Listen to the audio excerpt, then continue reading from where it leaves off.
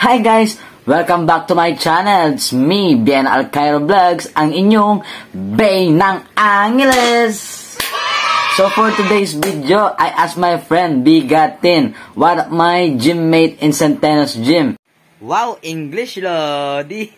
At ayun na nga, sinabi ko sa kanya kung pwede siyang mag-chest workout. At ayun, siya mismo ang nag-suggest na all dumbbells ang kanyang lalaroin. Kaya, eto, para sa mga beginners at mga matagal na naglalaro, makaka-relate dito. Pero ang mga beginners, ang bubuhatin ng Bigatin, huwag nyo munang bubuhatin. Gunggong! Barinig kita sa mukha eh! Mas maganda ng magaan kaysa sa mabigat. Kasi kapag magaan, mas maraming reps. Ayan ang laging sinasabi sa amin ng aming trainer. Na si Orlando Centeno Jr., the owner of the gym. Siya yun. Mas maganda kasi kapag talagang magaan, makakarami ka at magigain talaga ang iyong mga muscles. Kaya ito, pero wait, kung bago ka lang pala dito sa akin channel, maraming salamat na pinapanood mo at maraming salamat din sa mga na-subscribe sa aking YouTube channel at sa mga nanonood po ngayon na hindi pa nakasubscribe. Please mag-subscribe na po kayo at pag-pindit ang notification bell para maging lagi updated sa aking mga videos. So ito, after ng intro, mapapanood nyo na. So, intro, pasok!